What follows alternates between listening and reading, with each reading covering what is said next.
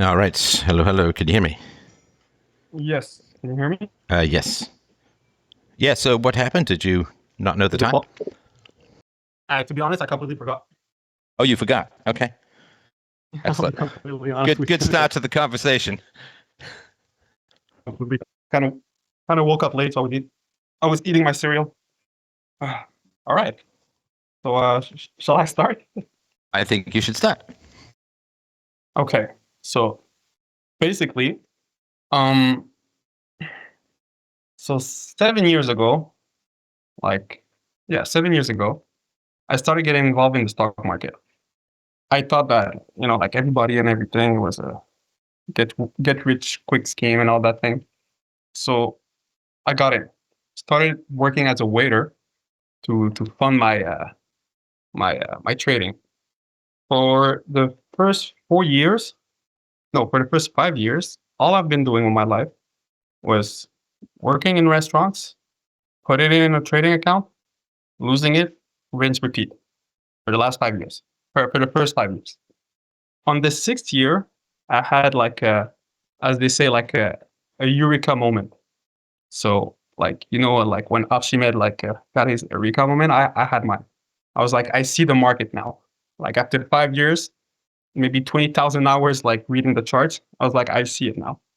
But, so that was like a year and a half ago. No, like a year ago, to be honest, a year ago. I I was still working in the restaurant.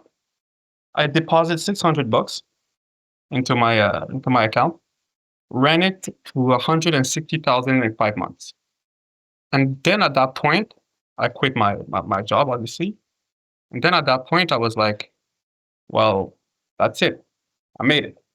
But while I had the money, there was still like anxiety. Like I was in a cloud. Like I didn't know what to do next. I went on vacation.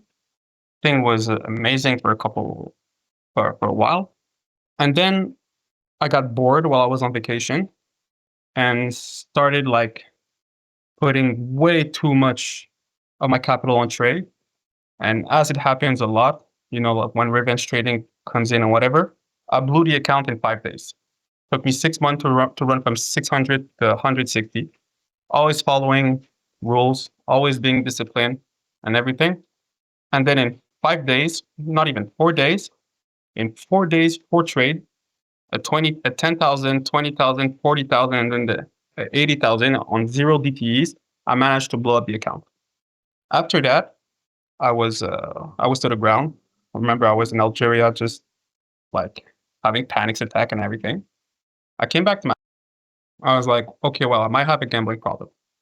So with that in mind, I was like, okay, let's get back. Let's get a job. I got a job, and I started doing the same thing.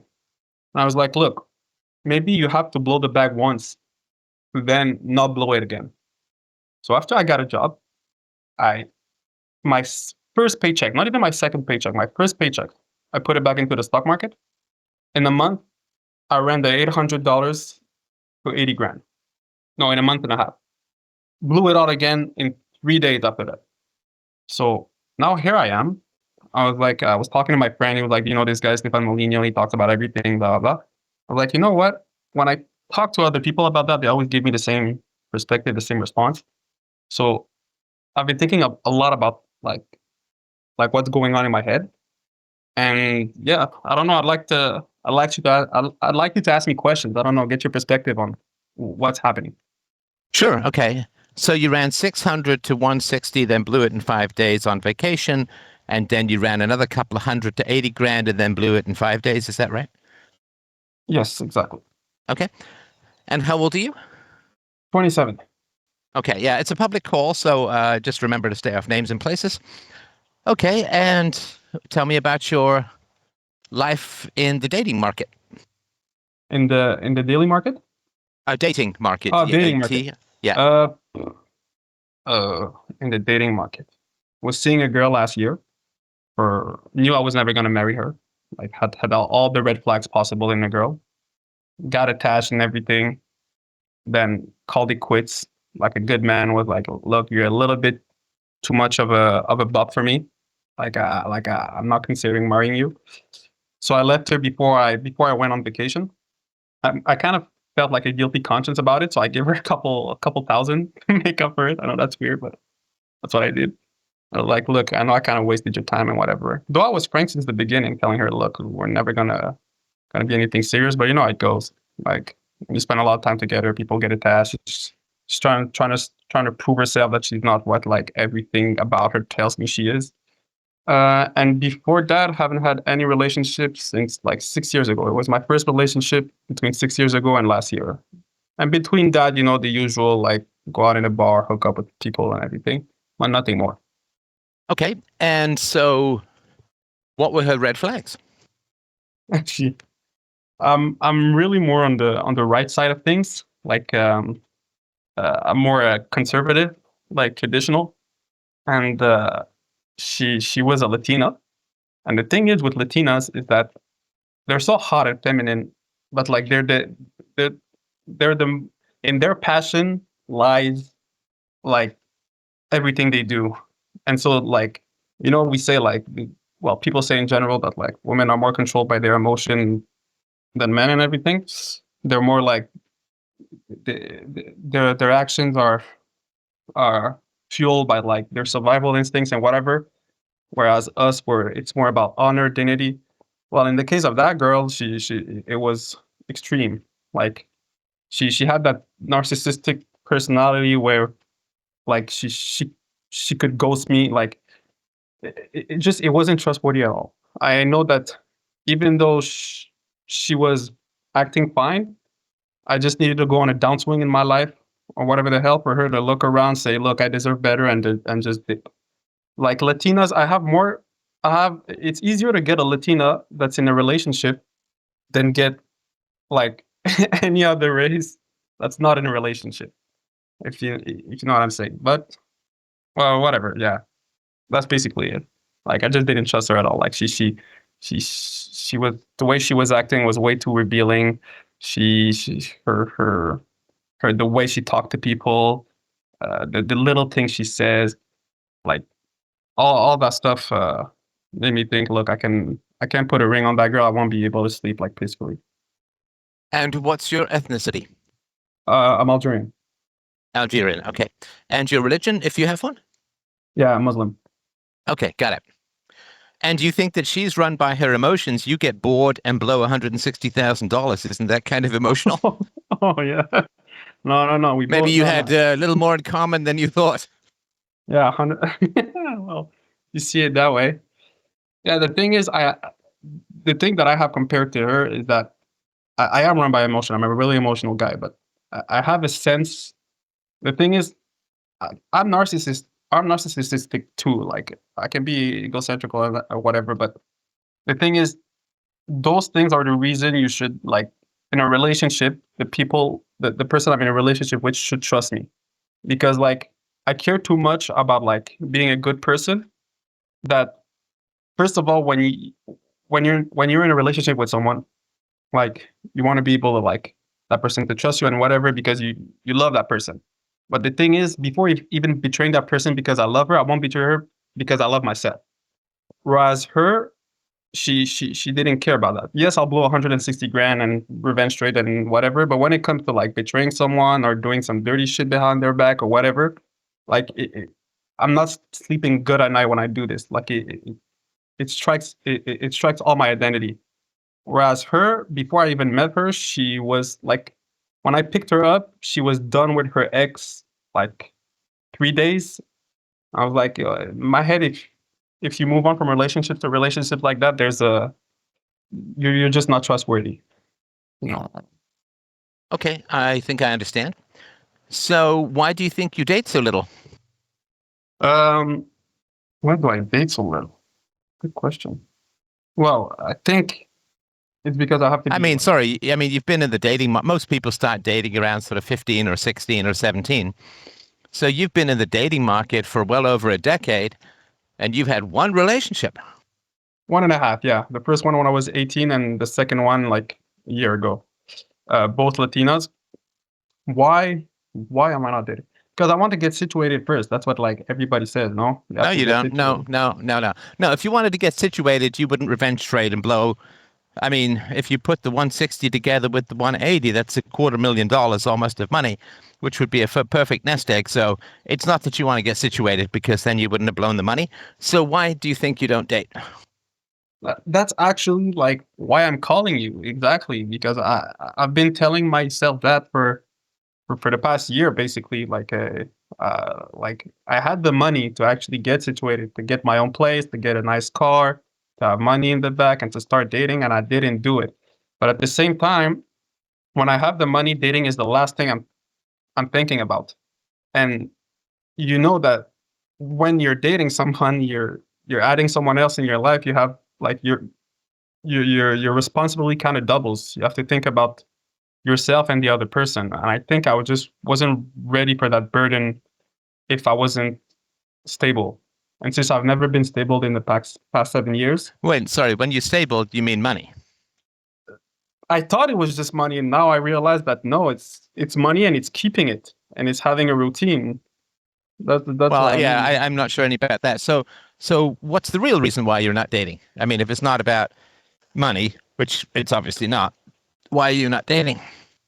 And So listen, you can date without being wealthy. You can date with. I mean, I was dating when I was broke. There's nothing wrong with that. You go to the park, you go for a walk, you go get a coffee. I mean, why do you think you're not dating? I mean, that's what I'm trying to understand. so basically, I date to marry, and compared to my friends, the No, kind of you man don't. I'm telling you, I Come am. I on, promise. stop bullshitting me. Come I on, promise. man. I promise. No, no, Because you look, don't. Come I'll on, explain. come on. Okay, you're a Muslim man, right? Yes. Do Muslim men generally date Latinas? No, No, so you're not dating to marry. but I'm not perfect. Here's the thing. Here's the thing. No, no, but don't tell me you're dating to marry when you're I clearly am. not. I am. You're I am. either not dating or you're dating women. You first. What's the first thing you said about this girl that you just broke up with? You said I was never going to marry her. And she has nice like she has a nice racks. She has a nice. She was pretty. That was the No, first thing no. I said Listen, about her. I get. I mean, whatever. But my point is, don't tell me I was dating this woman for a long time. She had all the red flags. I was never going to marry her, and then Mhm. tell me not 10 minutes later. No, no, Steph. I date to marry. But okay, okay, yeah, I get the confusion. Let me reiterate. Okay, here's the thing. Dating is fun. Okay, dating is fun. Then why Spending don't time. you date more? Why was it almost 10 years between relationships if it's so much fun? That's what I'm just trying to get to the answer of why you don't date. Because here's the thing. I'm a lover boy. Okay, compared to my friends, I get attached a lot, and when I get attached, I have like being Arab and all, and the way I grew up and the way I see my family moving and everything. I have a really like territorial, like I have a sense of like ownership over like someone I'm in a relationship with. So if I'm That not dating that strikes someone, me as quite a bit Muslim, but go on. yeah, if I'm not marrying someone, if I'm not dating someone to marry, in my head, I'm just wasting my time and risking to blow my brains up in toxicity. So every girl I meet, either she falls into the don't take her serious category, or she falls into the take her serious category. But if you take her serious, you're not ready for her. So I stay in the void. That's what's been happening. Like the serious girls, I went on date with them 2, 3, 4 times, talking with them, realizing, okay, she's expecting this, she's expecting that, she's expecting this. I'm just a degen trader. I can't like, she's like she's I can't do anything for her. And then the ones that are all fun and dandy and everything, the ones I wouldn't put a dime of trust in. Well, those are the ones I can date. But then what happens is that I risk the chance, like what happened last year of getting attached. And then when you get attached with a Latina and she start doing some bop shit, you're just it's not good for the brain. I experienced it twice, and it's not something any man like should experience. It happened to the best of us, so I'm not like making that mistake again. But you If you did know what I make mean, that mistake again because you dated two Latinas. Yeah, but it's what I do. Like it's the Okay, so listen, if your answer to things is it's what I do, I don't know why you talk to me because I don't work at that level. I don't work at like, well, you're just a piece of physics. You're a dick without a brain and you just do what you do. I do with trying to find the causality for things so that you know Mhm. why you do what you do. So I ask again, listen, bro, is the Muslim birth rate low? I have no idea. Is it? It is not low. Muslim birth rate is quite high compared to tidy-whities in the West. So there seems to be a fair number of Muslims who manage to get married and have children. Would you say that's true? Yes, Why are you not one of them? They manage to overcome whatever obstacles are in their way. They get married and they have children. Why are you not one of those Muslims? because they're stable.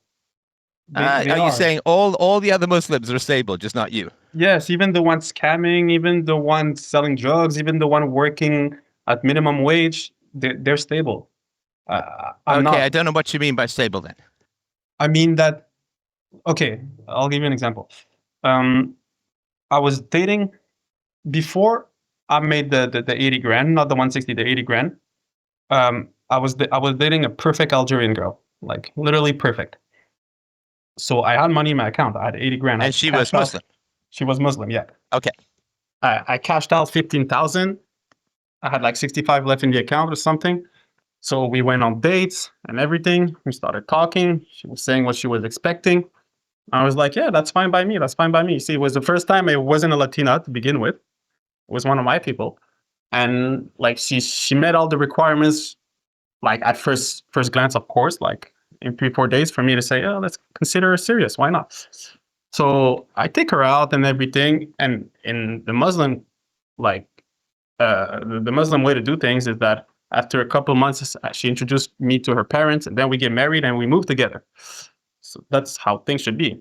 Fast forward 2 weeks later, the 15 grand, I spent like 7,000 of it, and I blow the Wait, 65. hang on. You spent $7,000 dating a girl in what time frame? Like 3 weeks. How the hell do you spend $7,000 in 3 weeks dating a girl? What did you do? Well, it was restaurants, it was activities, it was like because we planned like it wasn't like a trip, it was more like a chalet, as they say. That cost me I'm not gonna reveal the location, but that cost me for a weekend 1,200. Sorry, a chalet? Yeah, and even in the chalet, I didn't even sleep in the same bed as her. That's why I know I could trust the girl. I was like, yeah, okay, she does. Oh, okay. So you're insecure. That's why you can't get married because you have to have too much money. You have to be yourself plus $7,000. Well, what would you do if you were dating that girl? You were worth 80 grand. She was talking about marriage, moving out together, and then 3 weeks later you have zero. What do you tell that girl? Well, hang on. No, I'm talking about the 7 grand. You pulled out 15 grand. You spent $7,000 in a couple of weeks. Because what? You want to be a big shot. You want to look wealthy. Like, why aren't you just enough for who you are? Good question. Why did I spend 7,000? I bought a phone. Phone was 1,500. The weekend was 1,200. Restaurants over 3 weeks. We went out on like 5 dates. Yeah, I know. I get it. You Mhm. want to look like a big shot, like a wealthy guy, right? Yeah. Okay. I, So why? Hang on. Why do you need to be a big shot and a wealthy guy? Why can't she just like you for who you are? because that was the only red flag in her, to be honest. She was more in the materialistic side of things. Oh, so you had to spend a lot of money on her, or she wouldn't have dated you. Um, I don't know, but I guess so. Like I did it like Well, but you need to, bro. You need to find that out. If you drop $7,000 in a couple of weeks on a girl, that's utterly unsustainable, and no quality woman would let you do that. No woman of morality, of quality, of integrity would let you spend that much money as a sure, young man sure. because she would feel bought and paid for, like she's on a slave block or something. To be honest, she offered to pay. I don't know if it was a bluff, but there was one time No, the but girl she was wouldn't let you. She wouldn't let you pay. And so, why do you need to spend so much money? That's the question I'm trying to ask. why? I honestly didn't thought about it. Like the dates, I decided for it to be extra. It could have been just like go grabbing ice cream and whatever. But I why? Because it was the first person I considered serious in the last 7 years. I was like, don't fuck this up. Okay, let's back up a little because we're not making much progress here. Tell me a little bit about your parents and their marriage. Divorced when I Okay, was 3. when you were three. Then Okay, and did you have much contact with your father? yes, see him once every 2 weeks. That's not much contact with your father. Oh, that's what I had. Then Okay. no, it wasn't. And why did your parents divorce? Both were nervous people, Like, and what do you mean by that?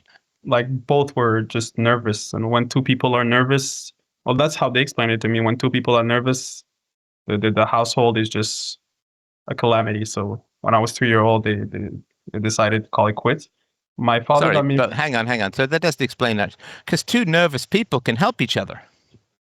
Yes, So the fact that they were nervous doesn't explain why they got divorced. that's the reason they gave me. They were like I know, they're but both. what do you think? I mean, you've known them for a long time. I think my mother is more on the discipline side of things, whereas my father is more on the slacking off. And I think my mother got sick of it, and she divorced him. I think that's what happened. So your father didn't have enough money. It wasn't about the money. It was never about the money with my mother. It was about his way of acting. Sorry, I thought you said he didn't work or was lazy or something like that. No, but he had a job, but he wasn't he.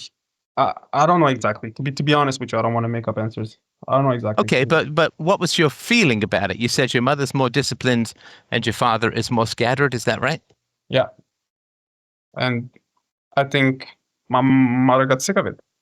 They were both nervous people. They probably had money problem when they were younger, and that's it. It ended in a divorce. I know my father is nervous. Like he, when I Okay, like so hang on. So did both your parents work?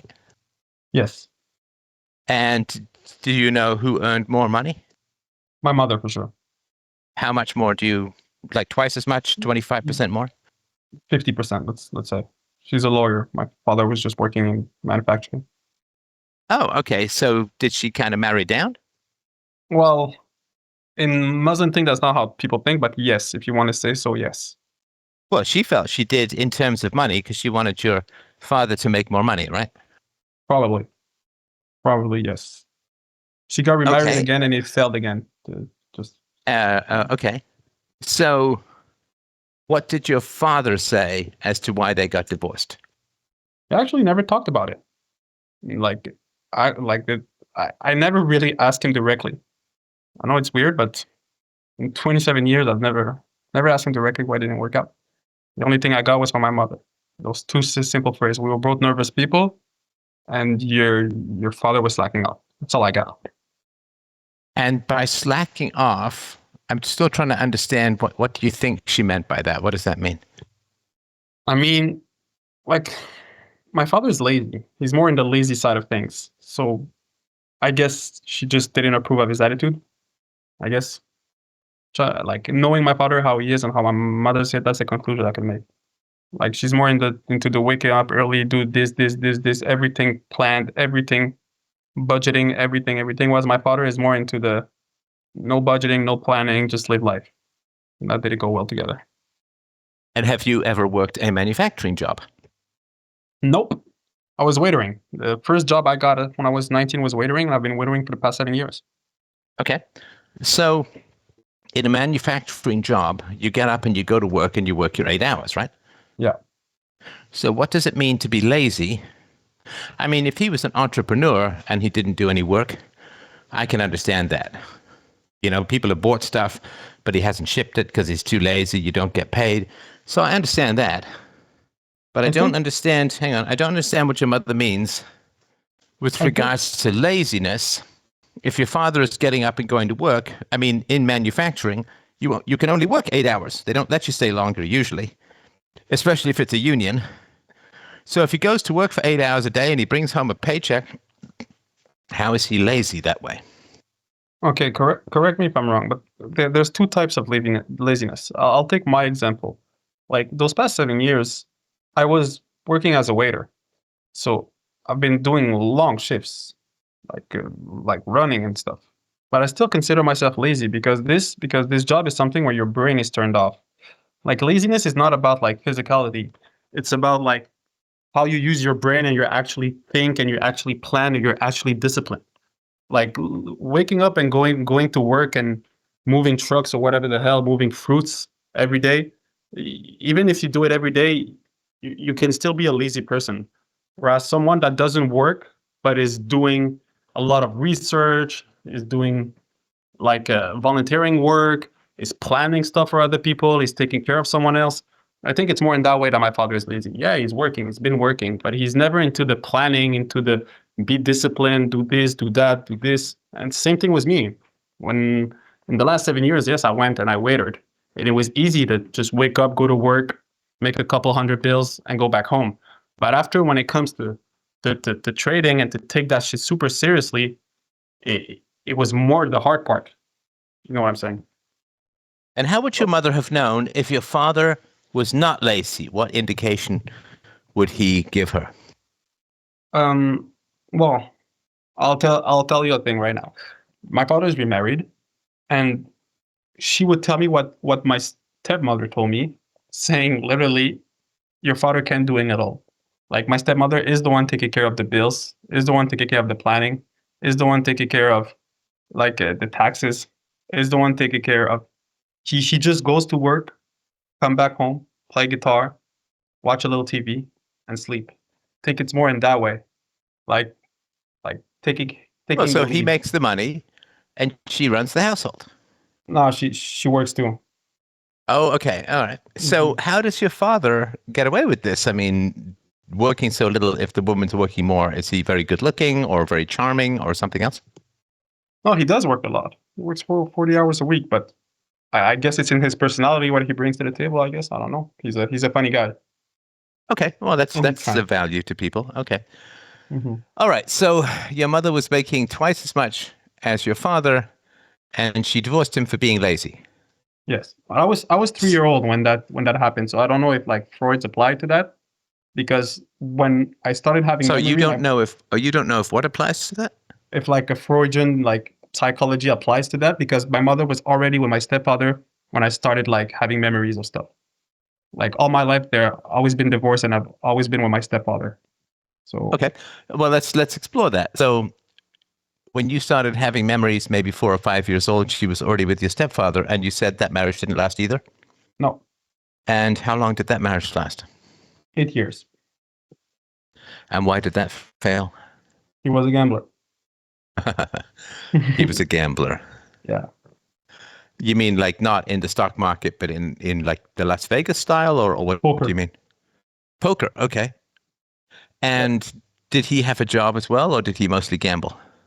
No, he had a job. Okay. So he had a job, and did his job make less, the same, or more than your mother's job?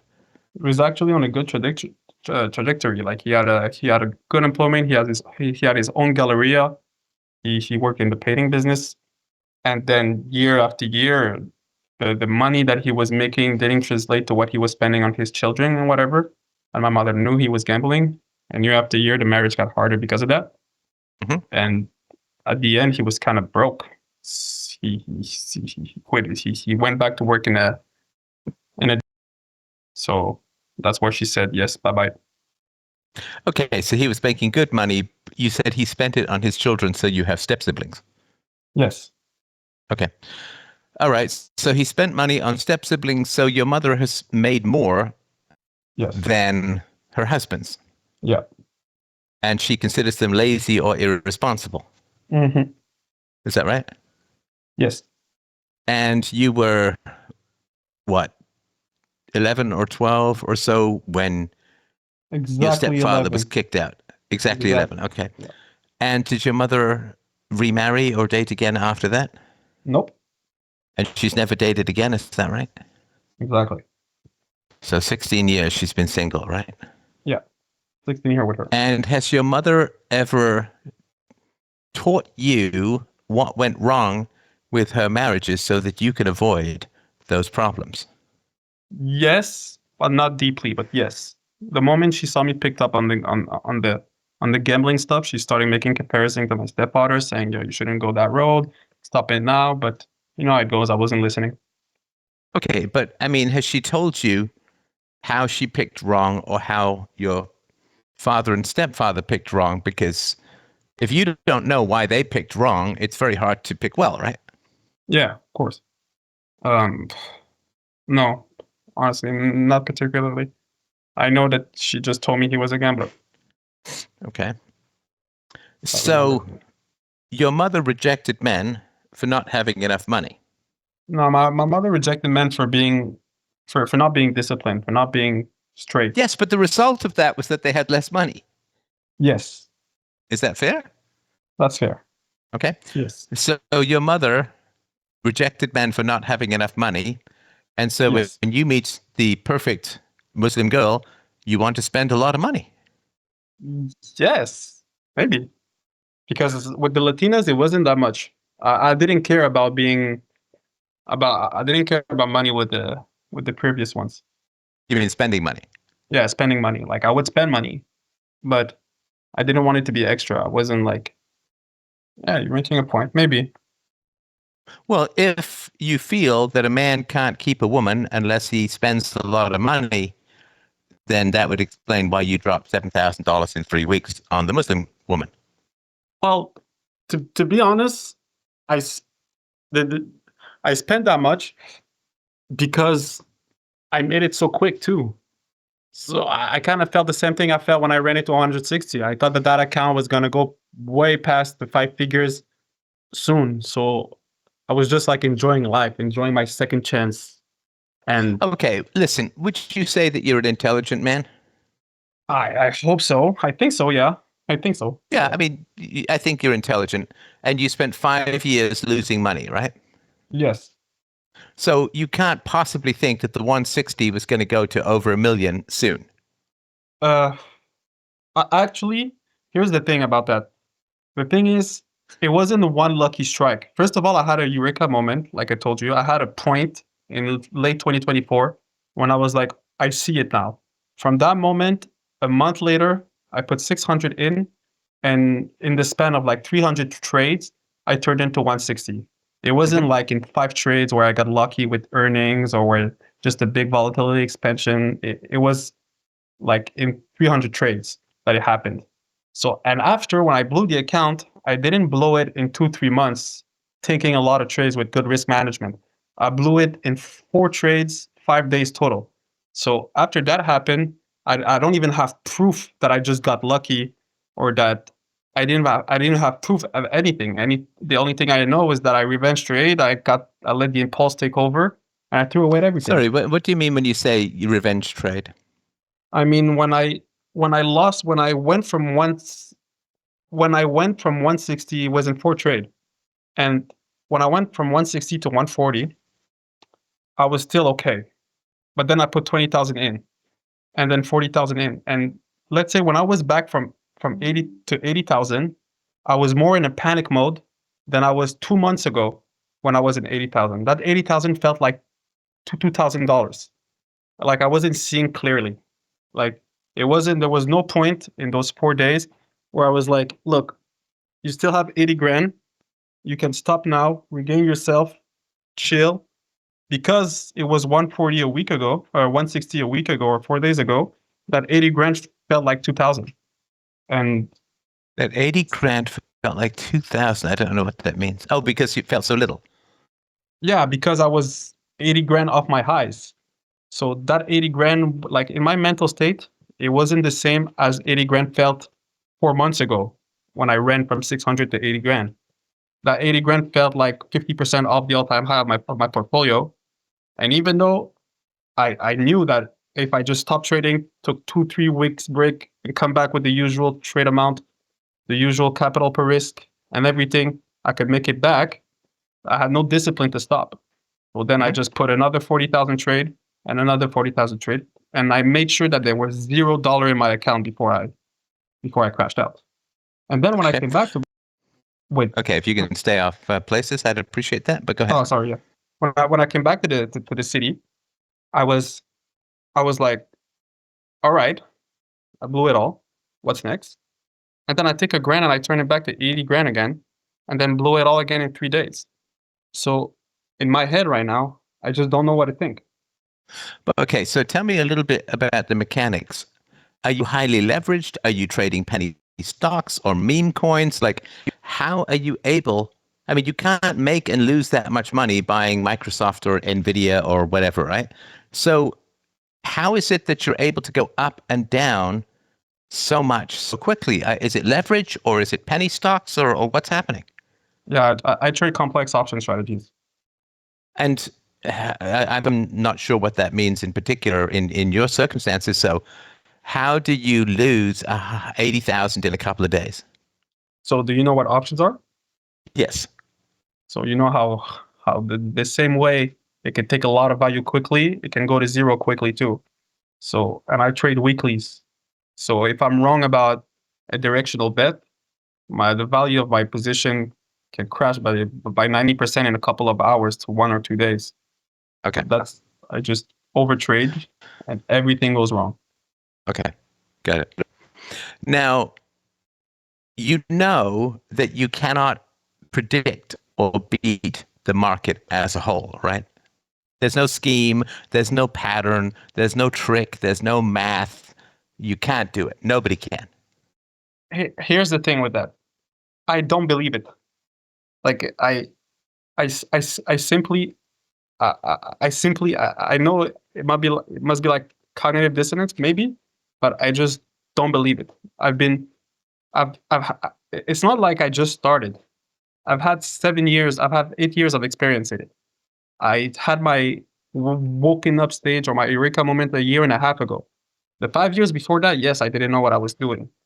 But right now, the thing is, like, like I'm right now in the state I am right now. I'm pretty sure that if every trade I had to take was to save my life, I think I would have a positive return. Do you I think mean, I'm drunk you for can saying get that? a positive you can get a positive return investing pretty easily. I mean, you just buy some GICs or something solid with a dividend. I mean, you can buy government bonds if you want, and you can get a positive return. But the kind of variables and the kind of ups and downs that you're dealing with, nobody can consistently make money in the long run.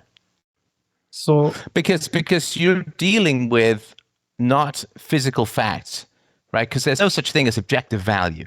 You're dealing with millions of people's subjective perceptions of value. yes.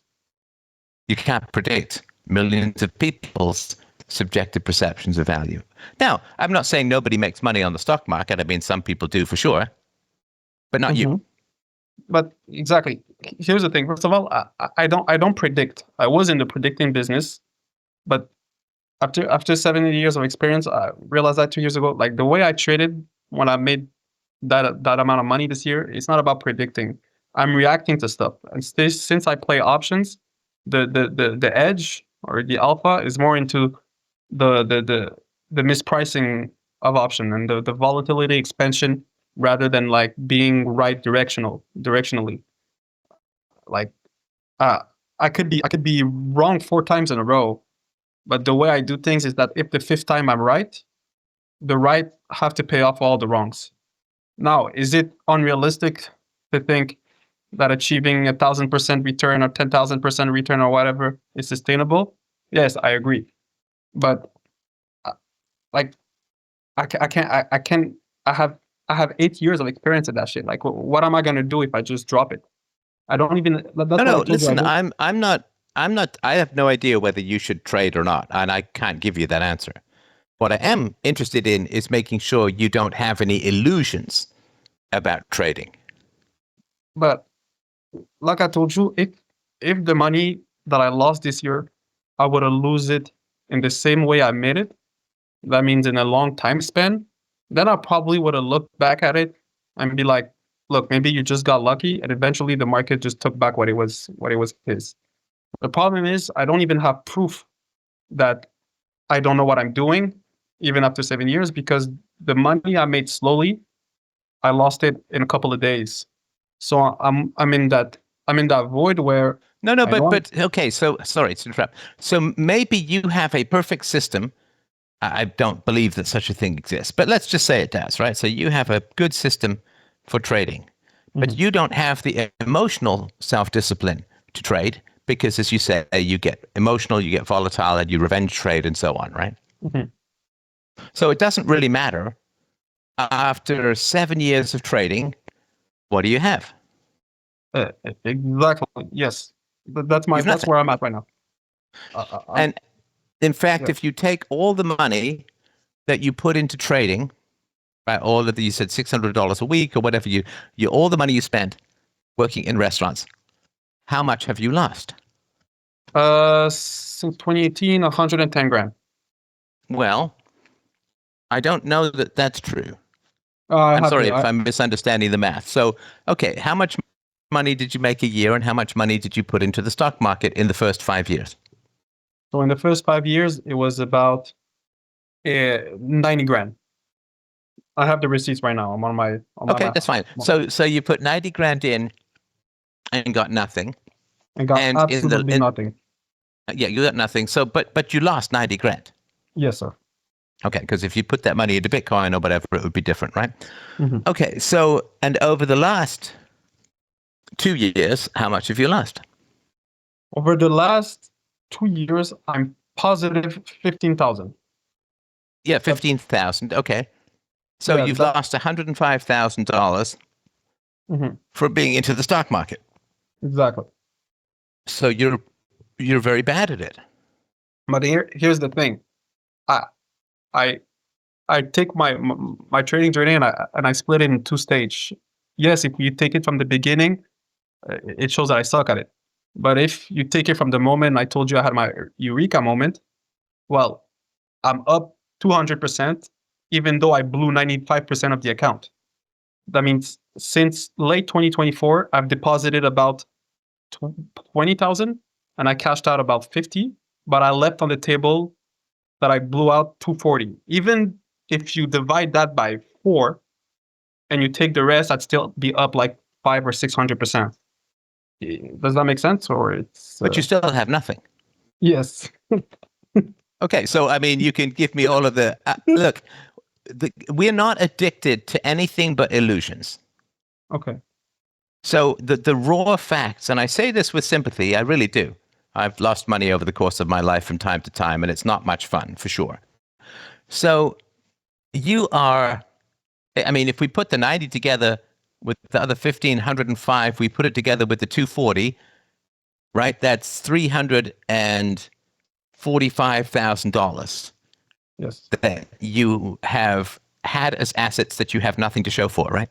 Exactly. Right.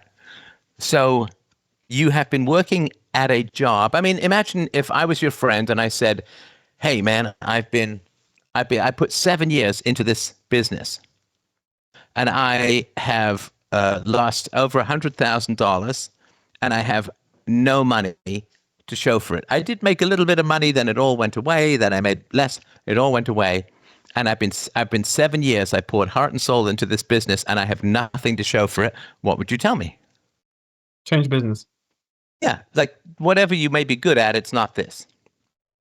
But here's the thing. Would that have been true if, let's say, I cashed out a year ago? That's the thing. Like, if a year ago I cashed out that 160, I would have been upped overall.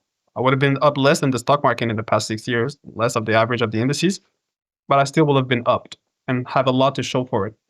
So No, at that moment, no, sorry. So if you had taken the money from the restaurant and you just put it into the S&P 500 or something like that, right? Mhm. Then you would have money and you wouldn't have had to spend all this time. I mean, over the 5 years, how many hours a week were you spending learning about the stock market and buying and selling and researching? over the last 7 years, it's at least 25,000 hours. Okay, so 25,000 hours. If you had simply taken your money and DCA or dollar cost average into an S&P 500 or something like that, then you would have 100, 200, 300,000, I don't know, whatever it would be, 200,000 bucks or something like that. And you have 25,000 hours of your life back. Yes. So you have nothing and you're minus 25,000 hours. Yes. So that's about as bad a set of decisions as you could possibly make. Okay. Yes. I can't argue that. I mean, those are just the facts, right? Yeah. Those are the facts. And Right now, also, those are you the now facts. have two instances where success was short-lived. In other words, you spent these 300 trades to build up to 160,000, and then you blew it all in 5 days, right? Yes. So unfortunately, I mean, you're probably not getting this kind of feedback. And again, I say this with sympathy. And I also, you've learned a lot, and there's been some positive things about it as well. But it is a catastrophic decision to. So you took thousands and thousands of hours of restaurant work and set fire to them. And you took 25,000 hours of research and trading and you set fire to them and you've got nothing. Yes. So the question is, why? You are an intelligent fellow, of course, right? I mean, especially if you're doing these complicated trades and so on with the options. So you're an intelligent fellow and you have made some remarkably not intelligent decisions. Now, I say this with sympathy. I would never in a million years say that I have never made dumb decisions in my life. I certainly have made dumb decisions in my life, but it's important to recognize them for what they are. So the question is, why do you want this money? Let's say that you did trades and you made $1 million, right? Let's say. Yeah. Okay. What would you do with that money? Well, the plan was when I was broke, like take a year ago, literally a year and 1 month ago, I had $1,000 to my name. If you asked me that question a year ago, I would tell you I would buy a car, I would move out, I would start the gym, I would live life. Sorry, hang on. Slow your roll. I'm sorry to interrupt. Yeah. Move out? Yeah. Oh, you're still living with mom? Yes, sir. What? 27, right? 27. I know it's getting late. But in all 27, and you're still living with mom. I know. Oh my gosh. Oh, bro, that's a whole different set of calculations. But in all cultures, the way it is, you stay until you find someone to marry, and then you go straight into the house with that person you marry. You don't just get out at 22-year-old or whatever. Well, you could. I mean, you're in the West now, baby. I know, but it's just not the way it is. I had no problem. Really? So you're very big on the culture, and you've got to do what the Muslim culture says. What does the Muslim culture say about dating non-Muslim Latinas? Just out of curiosity. Not good. Oh, so you'll change that one up. But if you convert them, it's okay. Yeah. Come on. Were you going to convert the crazy Muslim, the crazy Hispanic girl with the big rack or whatever it was? You're not going to convert her. No, I wasn't. All right. So you've got a bit of selective Muslim adherence here, right? 100%. I mean, gambling is not something Muslim. Well, I mean, gambling and investing, it's not quite the same category, right? Yes, but when I'm revenge trading, it's gambling. There's no set of decision, calculated risk. Right. You know? Okay. So, and you're your mother's only child, is that right? No, I have 2 other sisters. Oh, you have 2 other... Yeah, younger. 2 other sisters? Yeah. Okay. And where are they at the moment? In the house. Ah, okay. And are they are younger or older? Younger. Okay. And what does your mother say about you being 27, dating Hispanic girls, not dating? What does your mother say about you being home at this point with no money? Well, that's the harsh reality of it. The thing is, before I dropped out of university, I got into a good university, into a very good program, and I dropped it to go to trade. I lied about it for 2 years until I came clean with it. Hang on. There's a lot of information to swallow. I just want to say you got into a good university program, and you lied about it. And does that mean that your mother was paying for a university that you weren't going to? No, at that point I had the student loans, and the money she put aside for. Oh, you had, yes, and how much did you borrow? 20. So you borrowed 20 grand to go to university, but you didn't go to university. I went the first year and then I dropped out. Yeah. But did you take loans for the second year? No, this was the first year. Oh, so 20 grand and you dropped out, right? Yes. And what happened to the 20 grand if you were living at home? Half of it went into the first year of school, the other half went to the stock market. So you yes. kind of defrauded the government a little bit, right? A little bit. A little. I mean, $10,000 worth, right? Yeah. I'm not an Islamic scholar, so you'll have to forgive me. What does Islam say about lying to your mother and defrauding Bad, bad, institutions? bad, bad, bad. No, no, no, no, because you just told me that in your culture, guys stay home. So, oh, this is another instance where you don't particularly care about the rules. Yes. Okay, got it, got it. And how does that work? I mean, do you just get to not care about the rules, or what is it like? You can lie to your mom and you can defraud the government or whatever you did. I mean, is that okay? How does that work?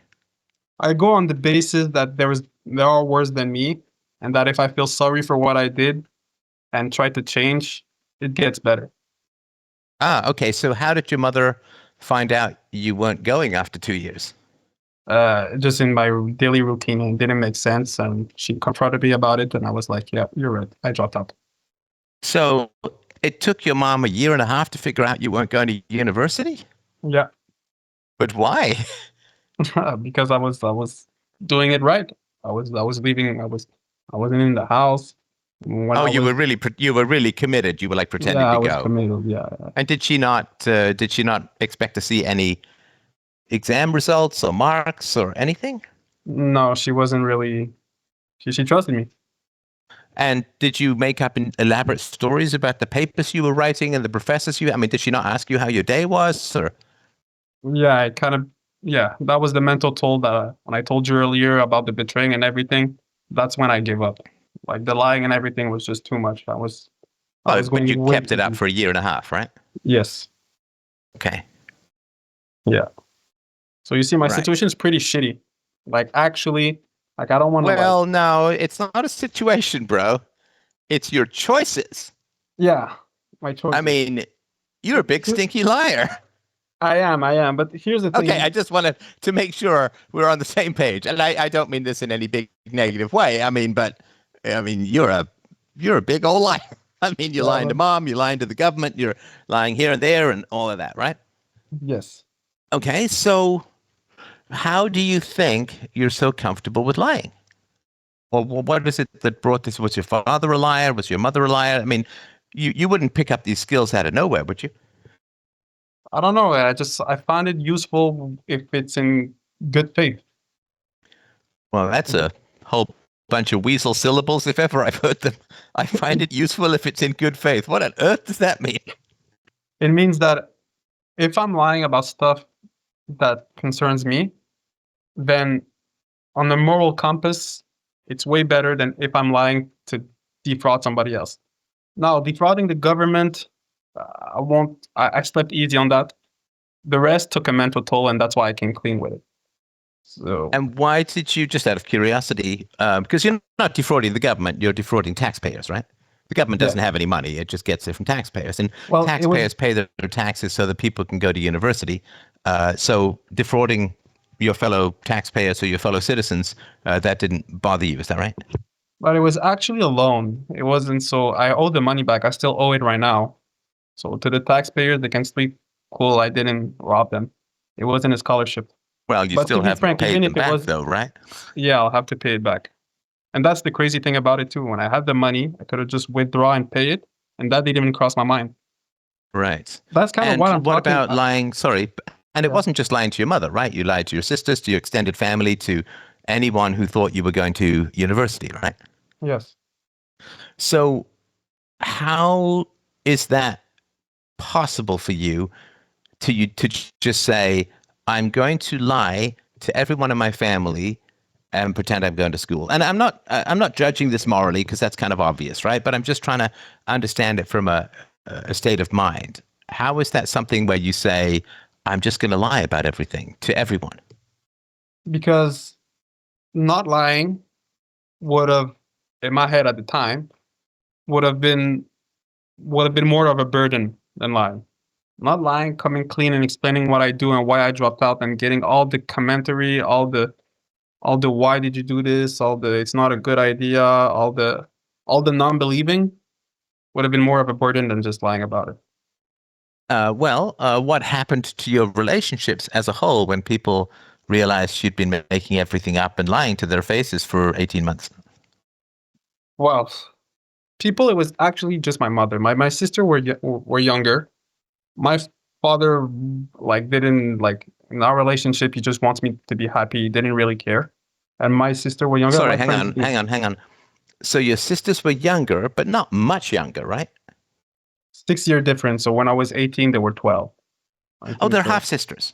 Yeah, they're half sisters. So, Oh, okay, okay, okay. So but they must have at some point found out that you lied to everyone. yes. Okay. And your father didn't care that you lied.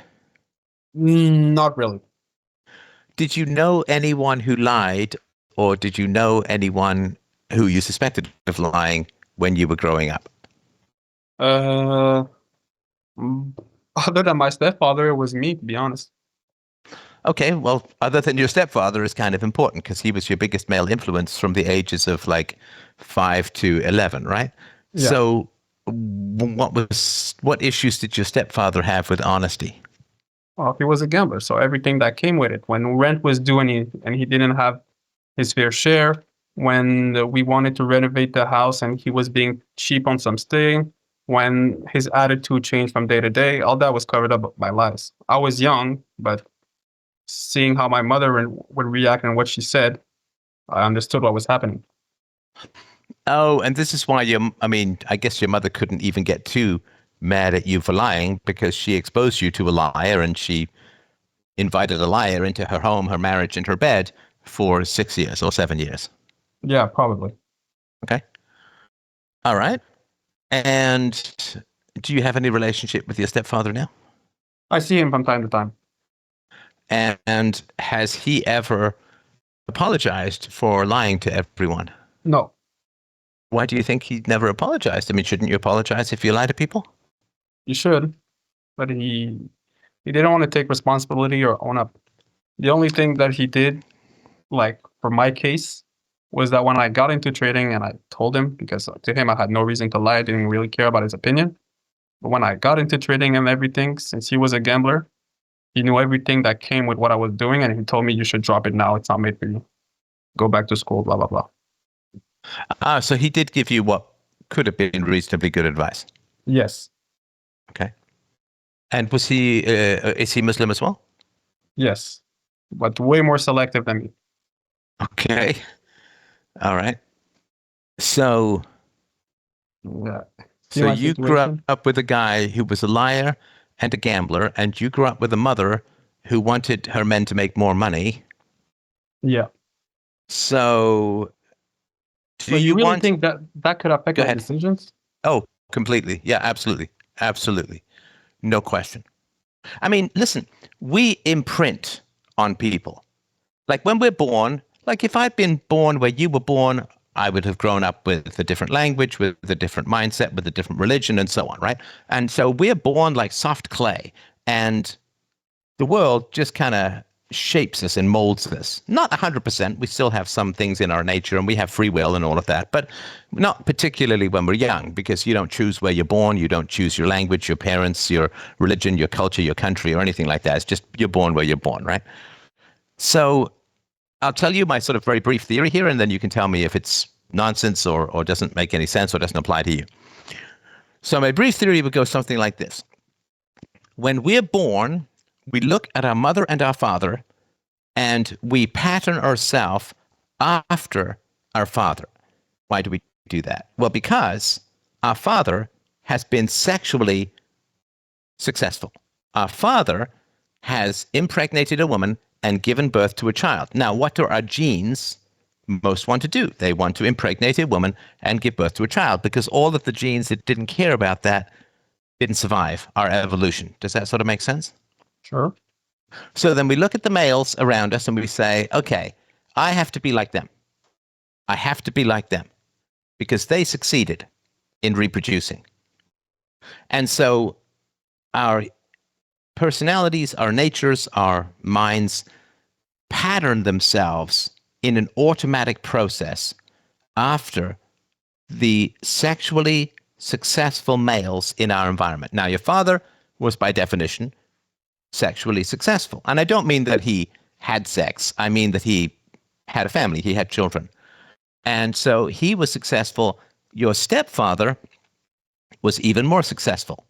He stayed married to your mother longer, and he has 2 children. Your father only had 1 child.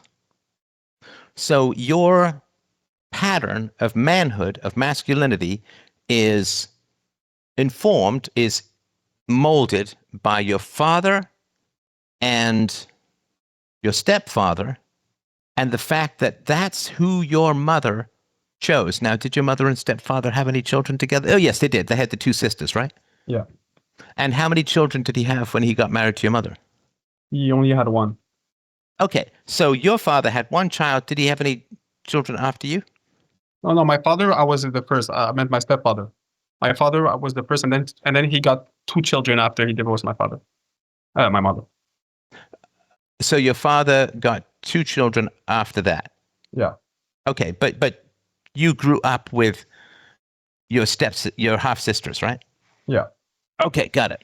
So your stepfather was, in your mind, a more sexually successful male, even than your father, and of course you remembered him more, right? Mm-hmm. Now, when we say, I want to be like, in this case, it would be a stepfather. So we're programmed to want to be like, in this case, you're programmed to want to be like your stepfather. Because that's what your mother chose. That's what women like. That's what women want. That's the type of man that women give children to. Women give children to your father and your stepfather. So you have to be like them. That is an automatic process. Now, it doesn't mean we can't choose things and understand it, but please understand that that is the process. I mean, that's 100% the process. You have to be like your father and your stepfather because that's who your mother chose to have children with. And that's what women like. Does that make sense? But the time I grew up, doesn't my rationale don't be like this person, because if you're going to be like this person, this is what's going to happen, so take the other route? Well, do our genes care about happiness or reproduction? Reproduction. Yeah, they only care about reproduction. Honestly, if having children means that we're miserable, what do our genes say? Yeah. Screw your happiness, literally. Yeah, screw your happiness, just have babies. Right? Or all the men who choose happiness over reproduction, those genes don't last. This is one of the reasons why a lot of people are kind of miserable. It's because genes don't care about our happiness. They only care about our misery. Mm-hmm. Now, it's even more strong because you have chosen to continue to live with your mother into your mid to late 20s, which means your mother's preferences. She has chosen no men, right? So she chose your father, she chose your stepfather, and since in the last 16 years or whatever, she's chosen no one. So your only chance of reproduction in your mind, in your balls, in your bowels, or wherever you want to call it, right? In your mind, your only chance of reproduction is to be like your father and or your stepfather. Okay.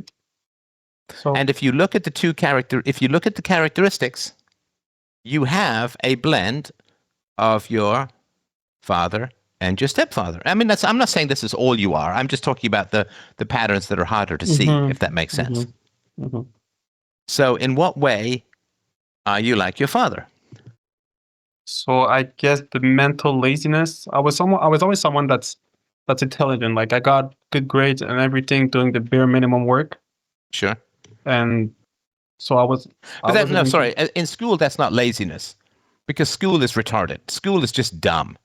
Okay. And for anybody with half a brain, school is just, of course, you do the bare minimum. It's like prison work. You just do the bare minimum. You're not going to get paid extra. You just do the bare minimum. So I don't particularly fault anyone for doing the bare minimum in school because it's just so stupid. The school curriculum is so stupid. I mean, we forget 98% of everything we learn in school. It's all just make work, waste of time. So in what other ways would you say you're like your father? So yeah, in that sense, and what other ways? Well, I mean, like that's it. The rest, I think I'm a normal human being. I mean, nope, absolutely not. No. Okay. Here's the thing. I like where you're going with this, but you have to understand, I look at things in a way that there's a point that, like, for the decision I made in my life, there's a point of that breaks it. That means, and that's what I wanna figure out. Like if we're going Okay, to the so you roots, you can't no you're calling me for advice. So I'm going yeah. to give you the advice the way I need to give you advice, and then you can tell me I'm wrong. But let me finish Okay. giving you the advice. All right? Okay. Does your father have much of a conscience? Yes, he gave money to the poor. That's an obligation. What about lying? Ooh. Yeah, no, he knew how to lie. But like, Yeah, and was he bothered when he found out that you were a big old stinky liar for a year and a half? not really. No, so he didn't sit there and say, "Oh my gosh, that's terrible. We have to figure out what happened to your conscience. I have to figure out what I did as a father that you can lie." And you know what I mean? Like it would be troubling to him, but it didn't seem to bother him at all. No, he went into the I get it, do what makes you happy. Right. So he's kind of a hedonist, and he has no problem with lying, and he kind of lacks a conscience that way. I'm not saying he has no conscience at all, but with regards to lying, he can do it, and it doesn't really bother him, and it doesn't bother him that you did it. Sure. Because I assumed you also lied to him as well about going to school. Yeah, but I didn't feel no nothing about that. Like he wasn't he didn't have any responsibility in my life at that time for No, him no, to but you still lied. I get that. All yeah, right. Now, with regards to your father, also big old stinky liar, right? sure. Sorry, your stepfather. My apologies. Your stepfather, because you said he was a gambling addict, so he lied to everyone, right? Hmm. He lied to your mother. He lied to contractors. He lied, I'm sure, at work. He just lied, right? I'm sure he lied to your mother about how much money he was losing, right? Yes. Okay. And that's why I asked earlier, did he ever apologize for lying? No. So somebody who's that expert a liar, I mean, that's Clinton level. That's Bill Clinton level lying. Like that's the Olympics of lying. He's like got at least a silver, if not a gold. Sure. Silver. Yeah. So he's fantastic at lying. It doesn't bother him at all, and he has no conscience about it. Yes. So you're like that too. Okay.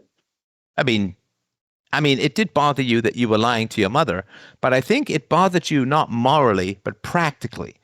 It bothered you because it was just getting kind of exhausting and annoying and boring, right? Yes. Right. It wasn't like, oh my gosh, I'm lying. That's haram. That's bad. That's this. Like it was just No, like, oh, but there it's just definitely getting to was be too much of a hassle to keep this facade up. Sorry, go ahead. no, there definitely was part of that too. Like it's not fun to lie. Like Well, I know, but see the way that you're phrasing it again, that's not a conscience thing. That's hedonistic, which means because you said, and I'm not trying to catch you out here. I do listen carefully. That doesn't mean that got it all right. But you said it would be more of a burden to tell the truth, and it was less of a burden to lie. yes. So that's hedonism. We don't do the right or wrong thing morally based upon what feels good or is easier. Yes. And then you But said it got to be too much of a hassle. It was too much of a burden. Not, it was still easy to do, but I just felt terrible for the harm that I was doing to my mother. And I felt terrible for disobeying moral rules. Like it became difficult.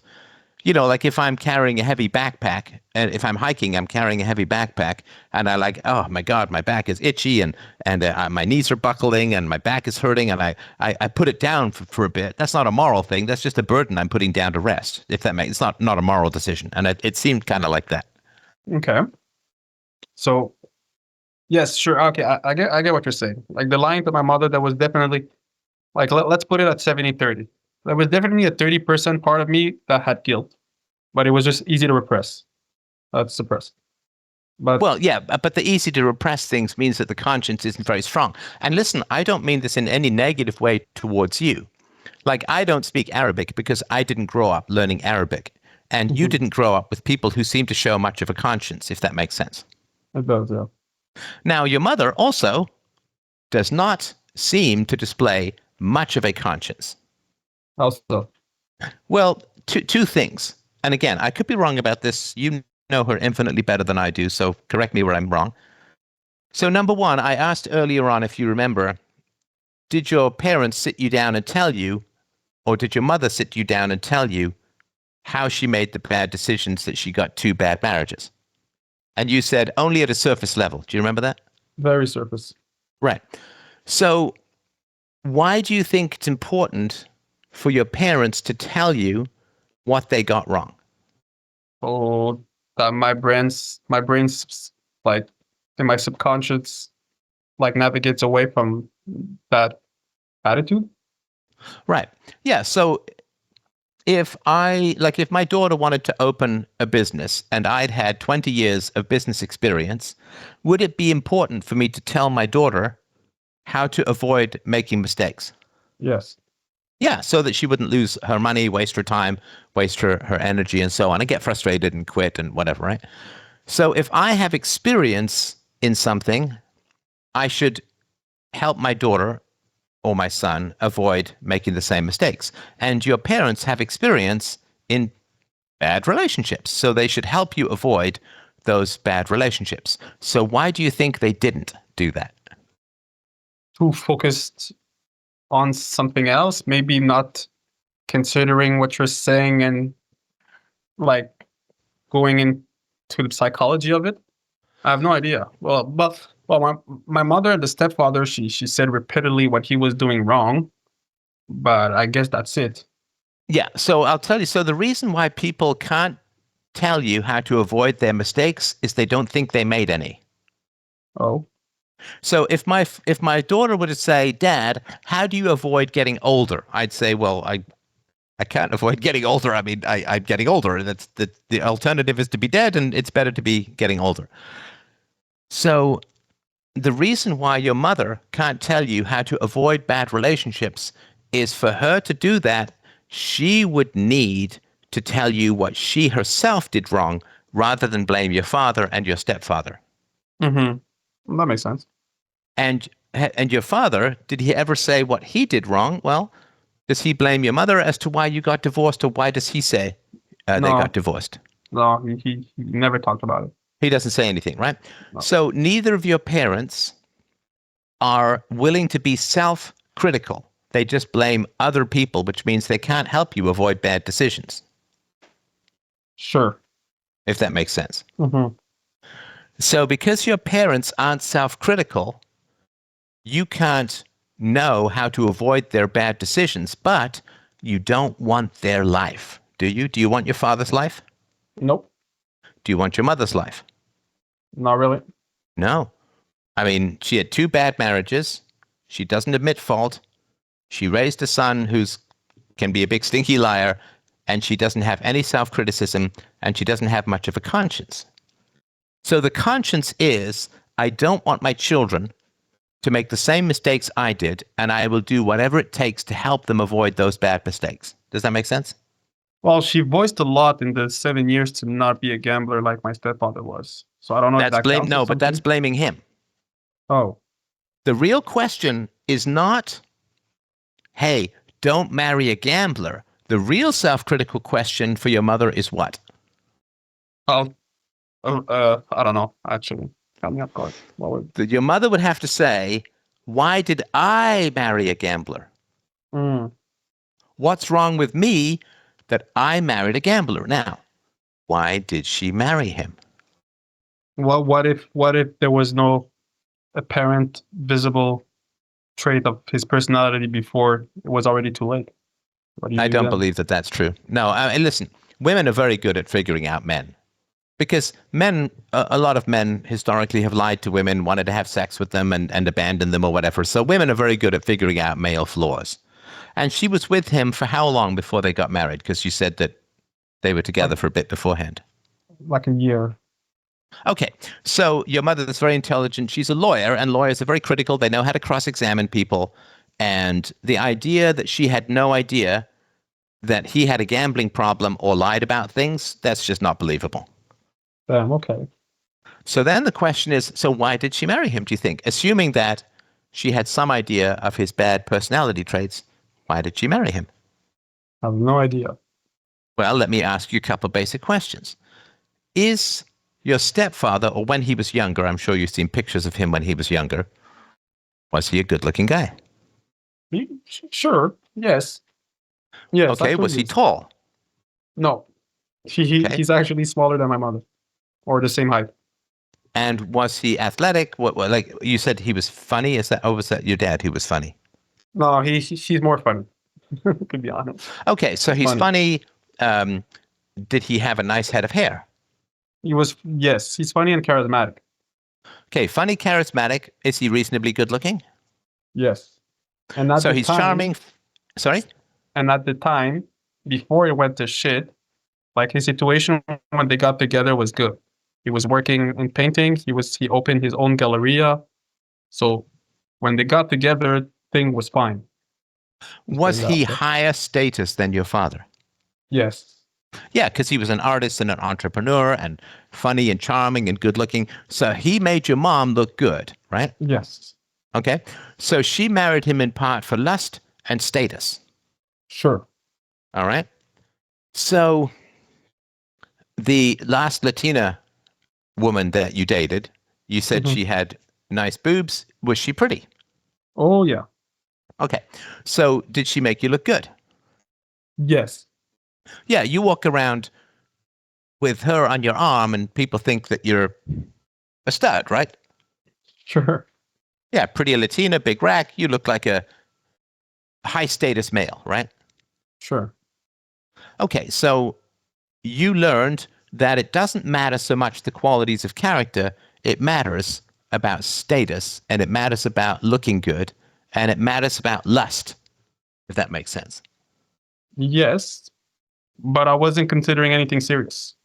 I don't know if that changes anything. Well, no, I get that, but I'm talking about why be in the relationship in the first place. Well, it's more lust. Let's call it even. Okay, and that's fine. And so, what about your father? When he was younger, how old were your parents when they got together? Like 30? 30, okay. So, why did your mother marry your father? Because it was a prearranged marriage. That's the way it went in my country. Yes, but it's not like 100%. If you say no, you can say no, right? Yeah. She said yes. I have no idea why. Well, when you look at pictures of your father when he was younger, was he good looking? He wasn't ugly, that's for sure. Right? Was he reasonably high status relative to where your mother was coming from? His father was. My grandfather was. Ah, okay. So it was a high status family based on the grandfather? Yeah. Okay. So maybe your mother married your father because of his good humor, his looks, and his father's status.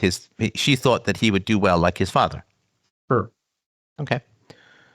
So why should you choose, or on what grounds should you choose a marriage partner? Sustainability Well, that's and by definition, right? But what about that, right? um How do you know what's sustainable or not?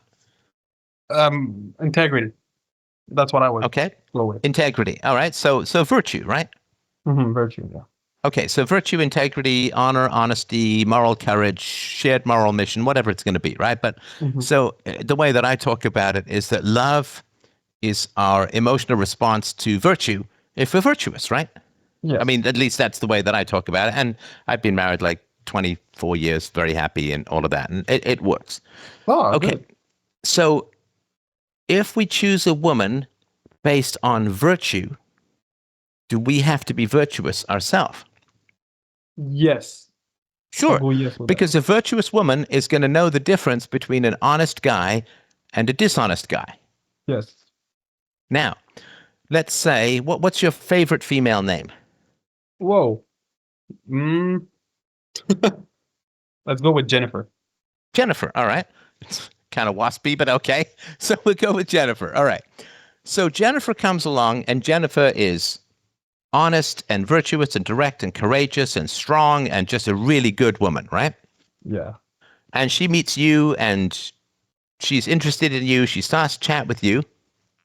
Will she be attracted to your virtues? No. If What will she see that she would have concerns about? she'll see someone that can be dishonest, she'll And has been, see yeah. and has been, yeah. She'll see someone that's more on the that doesn't have any true discipline, someone that's controlled by his emotion, and someone that's a dropout. That's what she'll see. That's on the negative Yes. side, of course. I mean, Bill Gates is a dropout too, so that's not necessarily the end of the world. Yeah. Okay, so that's the negative side. And listen, we all have a negative side, so that's not any big criticism. And what would you see that would give her encouragement about your virtues? Kind for sure. No. No. No. She won't see kindness. Isn't it something? No, I mean, certainly, I mean, I know it's been a while, but you weren't kind when you were lying to everyone about going to school. Yes, but You weren't kind, I think, when you gave a woman you broke up with a couple of $1,000. That's kind of insulting, isn't it? it is. I did it in a good way. It makes her but feel like a bit of a prostitute. I didn't set it up that way, but yeah. No, but it's what you did, right? Yeah. And what happened? Sorry to break the question, but what happened with the perfect Muslim girl that you dropped the 7,000 on? What happened with that? Well, when I blew the 70 left, I came straight away to tell her I don't think it's gonna work. And that's it. So you broke up with her after dropping $7,000 with her in 3 weeks. You broke up with her, but did you tell her why? No. That's fucking cruel. No. I told her. I gave her the reason. The reason is just it's not the real reason. The reason was that I just didn't. No, come on. What do you mean you gave her the reason, but not the real reason? Did you tell her I'm breaking up with you because I lost my money? No. Okay, what did you tell her? What did you lie? Because that was the real reason. What did you lie about and tell her? I phrased it in another way. I told her I'm not stable right now for a serious relationship. Well, but here's that's the thing, confusing like, to her because hang on, but that's very confusing to her because you just dropped $7,000 on her and then you say, I'm not ready for a relationship. Yeah, but it can happen. They're not correlated. Maybe after a couple of dates, I can think that it's not going to work with her, and then I'm just being straight. No, but and that's honest not about it. true. What's true? What would have been the most honest thing you could have said to her? I lost the money. I'm an unstable person. You shouldn't be dating me. Okay. But I know. So I have a guilty hang on. towards, You and how long ago did you break up with her? like a month and a half. Like 6 weeks ago. Yeah. So 6 weeks ago, you lied to a woman and kind of broke her heart. And also you made her very self-critical because a woman will think, geez, he seemed like a great guy, wanted to spend money on me, took me to the chalet, was a real gentleman, slept in a different bedroom. He said I was perfect. We're both Muslim. And then he just dumped me. Yes. Is she going to get self-critical about that and say, what did I do wrong? What did I say wrong? And obsess about what she might have done to drive you away or upset or offend you? No, because I phrased it in the way that she was too good for me. I know it's cliche. Yeah, but come on. You don't think that women know that men just make up stuff to get out of a relationship easier? it was 5 dates. In my head, like she was pretty enough to not be self-conscious about that. That's why that's why I say I have a guilty conscience. Like it's easy to say that but if you compare it to the way other guy acts, like people, let's say with the Latina girl, like I never lied about it once. I was super conscious about it. I tried my best to make sure that the relationship would end with her being the less heartbroken that she could be. All right. Okay. Listen, we can back up to that if you want. Okay. So you went out with the Latina girl for a year and a half? For a year, yeah. A year. Okay. Now, did you tell her that you loved her? Yes, but it's like with Latinas, you can say that even after a week. It's more in the passion of things. Like you could go to Colombia. Don't give me the excuses, bro. You told her that you loved her. Did you, in fact, love her? No. So you lied to her. I don't know. You lied to her. No, it's not that that's complicated. If you say to someone, I love you, and you don't love them, you're lying. But how do you know what love is? I said what I felt at the moment. You just told me you didn't love her. Well, love is complicated, man. Like No, it's not that complicated. It's really not. Okay. Was she a virtuous and moral woman, the Latina girl? No. Okay. So we love virtue and we love honor. We love integrity. We love honesty. And you lied to her. You said, I love you, when you didn't, in fact, love her. And listen, I'm not trying to throw you under the bus or say that you're some terrible person, but I'm just trying to tell you that your lying problems are not in the past. Like, what if you woke up tomorrow and said, what if I don't tell any lies? What if I can just say whatever shit I want to get out of difficult situations. I can say to the woman when I lost the money, "Oh, honey, you're just too good to me." I can say I love you to the Latina girl because I want to have sex, and then I can throw a few $1,000s at her on the way out. And like, what if you just woke up tomorrow and said, "I'm not going to lie. I'm not going to give myself that out. I'm not going to give myself that possibility." What if you just committed to saying, "I'm going to tell the truth"? Okay, in both instances, what would have happened with the Latina girl? If I was honest from the beginning, like completely honest, I was like 70%. Like if I was completely honest, the thing wouldn't have last more than 3 months. Okay. And with the other girl, if I was completely honest, it wouldn't have last more than 2 days. Okay. And what would you have said to the other girl, the Muslim girl, if you were to be completely honest with her?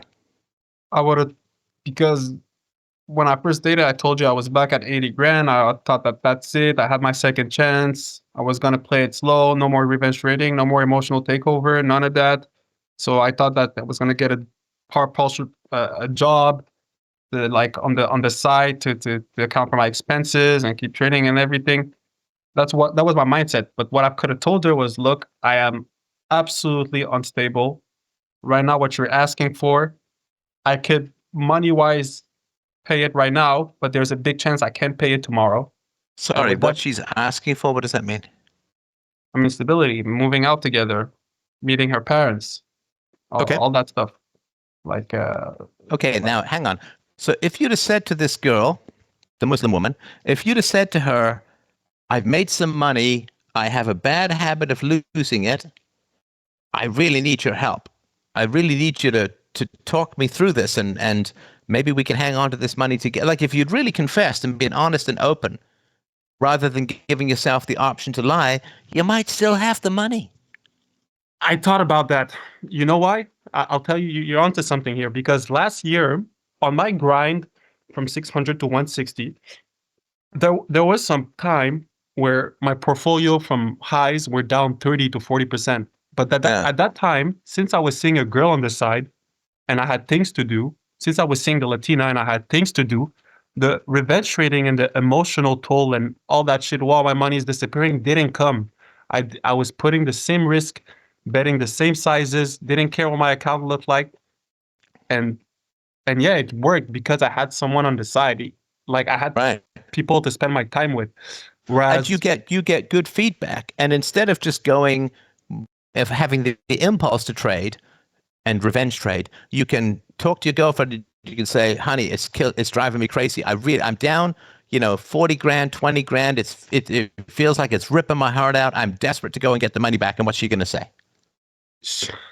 but the thing is, words are not enough in this situation. She might No, say no. like, Well, she might say, but she also might come over and she might give you a neck rub and she might say, talk it all through. Like a good woman will help you avoid some bad decisions. That's why we generally tend to be better in relationships than we are on our own. But the price of being in a good relationship is you got to be honest.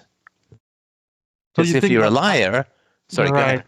You're right, but that Muslim girl, that Muslim girl wasn't the one that I could do this with. Like, Okay, as opposed to who? Who have you done this with? as opposed to okay, You as lied to opposed the Latina girl. You lied to the Muslim girl. You lied to your parents. You lied to your extended family. You lied to your sisters in a way, even though they were young. I mean, who have you had this big, honest relationship with? uh, I guess I compare it to with other people. No, no, that's terrible. That's terrible. Don't you don't compare your behavior with other people. Do you know why? Wow. Because you can always find someone worse than you, and you can say, "Hey, I'm better than that person," and then you Sure, feel but okay. that Muslim girl, I felt like if I was being honest with her from the beginning, she wasn't gonna go to take the route of being supportive. She would have just think about herself and leave, as what I have Fantastic, done. fantastic. Okay, so let's say on the first date, you're honest with her, and she says, "I don't want to be supportive of you." Then you get to save yourself $7,000. You're still up, right? That's good. Yeah, sure. How are you losing by being honest? How am I losing by being honest? Um, Now, Let me Okay, ask you yeah. this. Well, I'll tell you Sorry, how go am I ahead. losing. What happens if I'm being honest at the beginning and then she dips, but then I never lose the money?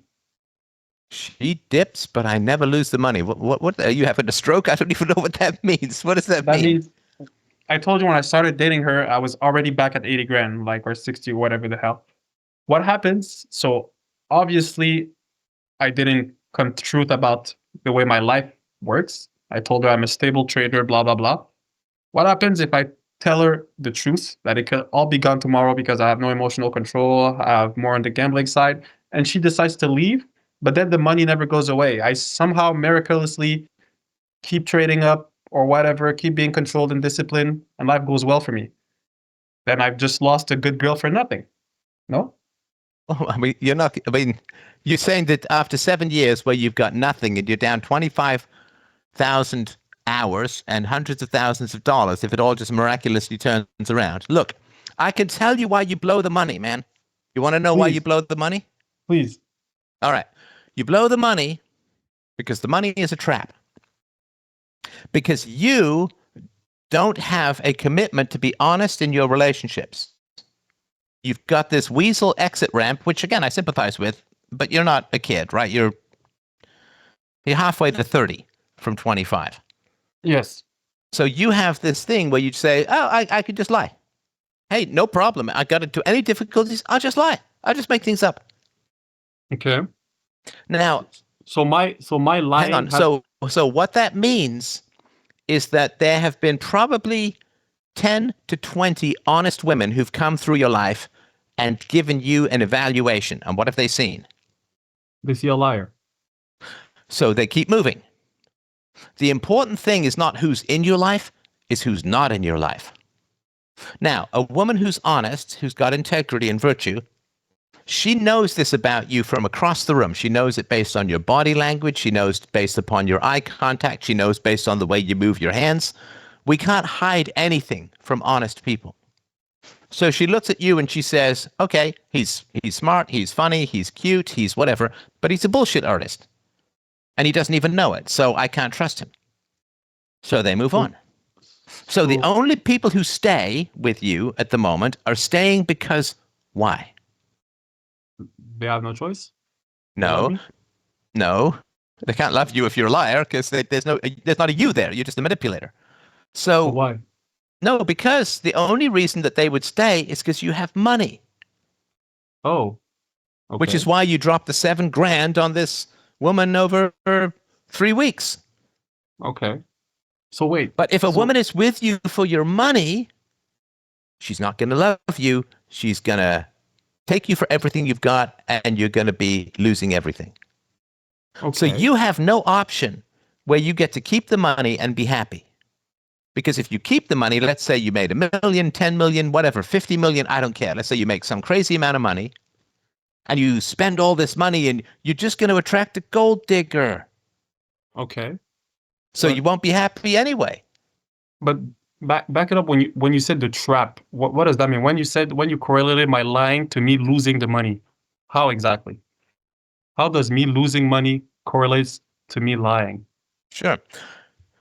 So if you're a liar, and listen, I know you're not a whole liar. I'm just using it for shorthand. I don't want you to get the impression I just think you're 100% a liar. I mean, but whatever you say, 70-30, right? But Hmm.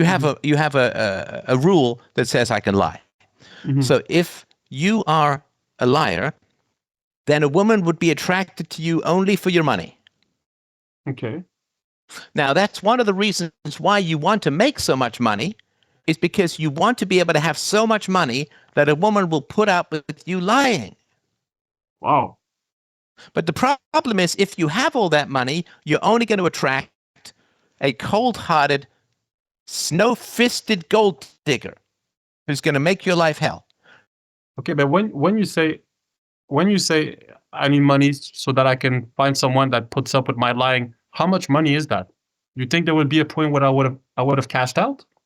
Well, no, What is that? because if you, let's say you made $10 million and this Muslim woman, who you said was perfect, knew that you were a liar, knew that you were untrustworthy, why would she stay with you? For the money, right?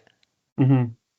But if she stays with you for the money, it means she doesn't love you. She only loves the money. And therefore, the money puts you in danger because she's going to bully you, control you, leave you, take half your money, take the kids, whatever's going to happen, right?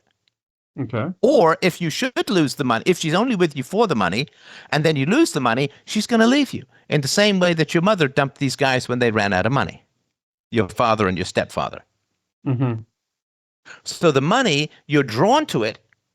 You want the money, but you can't have the money. You want the money because it draws women to you, but it draws the entirely wrong kind of women to you.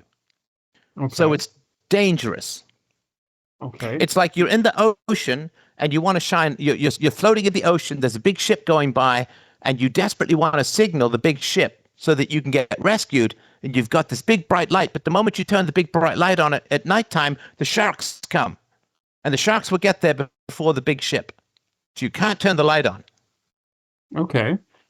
Okay. I like where this is. Okay. But tell me, like, if I want all that, why haven't I pressed cashed out? Why if I want status, if I want a good woman, why when I had 160, when I had 80, why didn't I securize a little bit my future to be able to meet those women? Okay? Because you haven't had a commitment to honesty and virtue in your life, which means that if you are still addicted to lying, then having the money will only bring corrupt women to your life. Women who want money and are willing to hold their nose while you lie just to get access to your money. That's why you haven't cashed out, because you will bring the wrong women into your life, because what you need is a commitment to being honest and virtuous. Then you can have the money, because then women will be choosing you for your honesty and virtue, not for your money. You'll get a good woman in your life. And then, should you lose the money, doesn't really matter, because you love each other for your virtues. And life has its ups and downs. You make money, you lose money. That's natural in life. And you need to have a woman who's with you for you rather than for your money. So you want the money to attract a woman, but then if you have the money, you attract the wrong kind of woman. So you can't keep the money. And all of this arises out of not being fully committed to virtue. Now, listen, again, I say this with all humility. I was in my 20s. I wasn't exactly the most honest guy. You know, I'm 59 years old, so I've been around the block a couple of times. So I say this with all humility, and I don't see this, well, I never told a lie in my life. And I'm not trying to say that. I'm giving you that sort of brutal experience from a fairly lengthy life, that if you make a commitment to be honest with yourself, with others, and every time you get that urge to lie, you intercept it and say, nope, I'm going to be honest. I'm going to be honest. Then if you're going to be honest about your life, you have to have a life that isn't embarrassing, that isn't shameful. Because right now, you can just lie about it, right? Mm-hmm. And if you make that commitment to honesty, then you will attract an honest woman to you, because honest women obviously don't want to be with liars, right? Mm-hmm. So you make that commitment to honesty and virtue, you then get quality people around you. Okay. Then you can make the money and keep the money, because the woman isn't with you because you're wealthy. She's with you because you're a good man and you're an honest man. Okay. So let's say I make that commitment to being virtuous and all. Let's say I do it like today. Still, what would you do in my position? Would you just like go get a job in a normal 9 to 5 and just scatter through life, maybe get a certificate? No, like, listen, you can do all your trading stuff if you want. I mean, I can't tell you what to do. I'm not a guidance counselor that way. I don't do career advice. It's not what you do in particular. If you make the commitment to be honest and then draw the right woman to you, you will have a partner in life who will help you make better decisions. Then, if you've got this, you turn $600 into 180,000. Over 300 trades, as you said. Okay, then if you're honest and you say, here's what I'm doing, but here's the weakness I have, blah, blah, blah, blah, blah, then you can do the trading. You can have a look over your shoulder. You can tell her, oh, really feel the anxiety I got a revenge trade, and you can talk it through with her, and she'll help you and she'll care, and like you can have a great relationship. And then if you make money, you get to keep it. But right now, trading has been a net loss, because trading is making you the kind of money that's going to attract you the wrong kind of woman, which is why you want to make the money and you can't keep the money. And that's why I said earlier, if you dropped $7,000, or if you wanted to spend $7,000 on dating, what you were really looking for was a woman who would say, man, put your visa away. I'm not for sale. Let's just go for a walk. Let's just get to know each other. I don't want all of this money. I don't want this chalet. I don't want, like, stop trying to be the big shot and just let's get to know each other as people. Oh, it's a lot to think about. But she took the money. Yeah, she did. And she shouldn't have. And then you're like, oh shit, if I've got money, I get this kind of woman who's kind of a gold digger, who just wants money and doesn't even tell me to stop spending it, even though I'm a 27-year-old. She doesn't even know that I'm lying. She just wants the money. So you got yourself a materialistic girl, then you're like, I got to get rid of this money. Damn. Okay. That's a whole nother perspective. Oh my God. Well, I was more, okay. The money is dangerous, bro. And I tell you this, your stepfather, in part, burned through his money to get rid of your mother. Oh, maybe. Oh, I mean, to me, he's an intelligent guy. He's an artist and all of that. So if this is why I was asking, did your mother choose your stepfather for his status and all of that? Well, if she got together with him because he was high status, whatever we choose our partner for that's not virtue will be sabotaged. So a lot of guys will marry a woman because she's sexy, and then she gains weight, right? Mm-hmm. And a lot of women will choose a guy because they're high status, and then they will become low status. Or a lot of women choose a guy because they have money, and then the men will lose the money. Because we all want to be loved for who we are, not what we provide, like we're conveyor belts of just giving stuff to people. Yeah. And so, what do they call it? Pulling the pin on the fat grenade, if a woman gets married and then just gets fat. And that's partly because she resents the man for choosing her just for lust and looks. She gets resentful, and so she takes away all of that. And I would imagine your stepfather, if he was chosen for his status and his money and his success and his career, he's going to destroy all of that because he resents being chosen for something other than his virtue. Okay, so I make the money and then I throw it all away, because even if I have the money, I'll attract something I don't really want. Well, you'd attract something that's dangerous to you. That's dangerous to me. So my brain is like, don't cash out the money and start living normally, make more. And that's your brain is the money is there to make up for my lack of virtue. So my money is drawing predatory women to me. So my money is dangerous. Damn. I'm also worried. I'm thinking about it, Stefan. I mean, you don't know what it is that I do, and your friend just said, call me. So I've tried to keep it relatively steady, but of course, I'm giving you a lot of information in a short amount of time. Yeah, I really thought it was more going to be like I thought you were more going to dive in on the gambling side of things, but. Well, I am, but I'm telling you why you're a bad gambler. Because being a good gambler would be even worse for you. Oh. Okay. Okay. So at that time, at that stage that I'm at, I should be focused on virtue. Yes, that's the sure. point I'm getting from. I mean, I'll give you a tiny example, but you can just close on this. I'll give you a tiny example from the beginning of our conversation. Do you remember back almost 2 hours ago, right? Mm-hmm. So you forgot about the call you booked with me, right? About the what, sorry? You forgot about the call that you booked with me, right? Yes. Now, we called up. I had to call you on the phone, and then you joined. And did you apologize? Did I? No, I didn't. You're right. You didn't. And listen, I'm not nagging. I'm not trying to nag you about all of that. I'm just pointing that out, that was interesting to me. No, it's not like you were 10 minutes late or whatever. It's not like you owed me some big apology. But it's normally polite if you forget about an appointment with someone to say, "Oh, I'm sorry," and yeah, it's no problem. We can move on, right? And I tried to notice these little things, not because I want to nag you or something like that, but I'm just looking for those little considerations. Because if you show up late for a date and you don't apologize, the woman is going to notice that these little things, these little subtle things that happen, right? And this just sort of a minor point here, right? Because when I have a call, I mean, you don't know my life from Adam, which is fine, but when I have a call, like we were talking at 6 o'clock, right? So in the afternoon, I have to say, okay, well, I got to get home by 6. I got to get set up. I got to eat at this point. I got to be ready, and so on, right? And then when you don't show up, it's kind of annoying, right? Because I don't know if you're there or not. And fortunately, you'd left your phone number. Some people don't, in which I got to email people and so on. And then what happens is it's kind of annoying because I've kind of structured at least part of my day around being home in time for the call or being available and so on, right? And let's say you showed up 20 minutes late or half an hour late or something like that.